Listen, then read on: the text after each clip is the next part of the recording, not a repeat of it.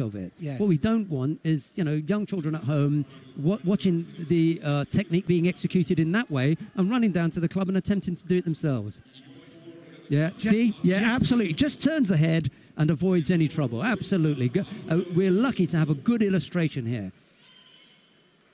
He just turns the head at the end there, just safekeeping, but also to get rotation. Yes. But also safety. Yeah.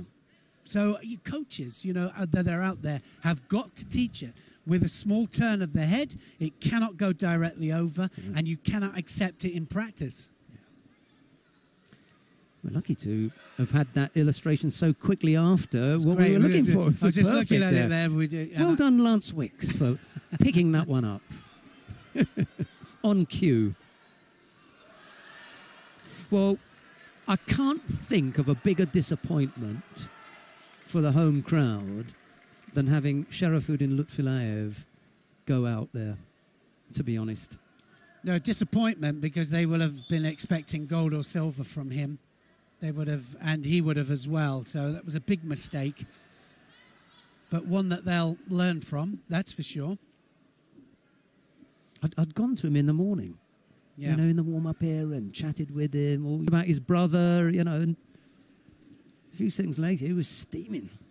Oh, well, I'm hoping that they'll use that as an example, certainly in some of the forthcoming referee commissions, and just to have a look at it.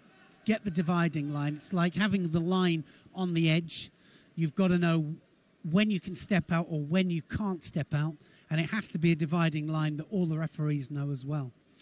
On the mat now, Azamat Mukhanov of Kazakhstan faces Abdul Jalil Yusupov of Uzbekistan. It's Mukhanov in the white judogi, Yusupov in blue. You get the feeling that the matchups that are most contentious here are those between Uzbekistan and Kazakhstan. There's a bit of bite in them. I don't mean that literally.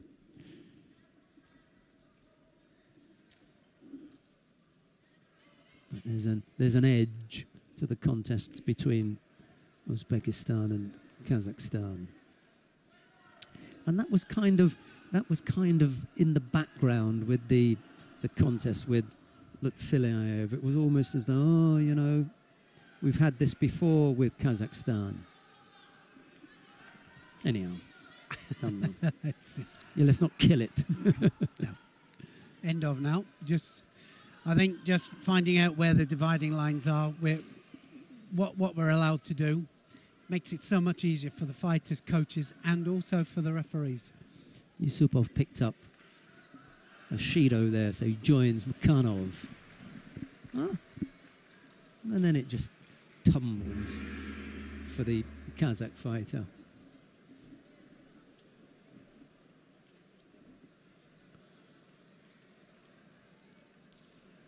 So Mukhanov through to the semi-final.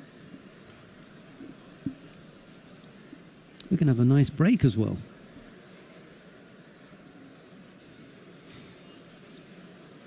If you're looking, if you're watching at home and you're thinking, oh, there's not a lot of people here and there aren't big names or anything, don't be misled by that. We've already seen some quality judo this morning, and some of the fighters that you're going to watch here over these next few days are fighters that in 2, 3, 4 years' time are going to be right there. I remember Sarah Menezes starting off. We saw her as a junior coming through, junior world champion, and she started the 4-year cycle, and we were saying, what a great potential this young girl is going to be. And then 4 years later, she was Olympic champion. So it happens, so some of these guys are going to be the champions in Tokyo, for sure. Certainly medalists. On the mat now, Aigul Tashitimirova of Russia faces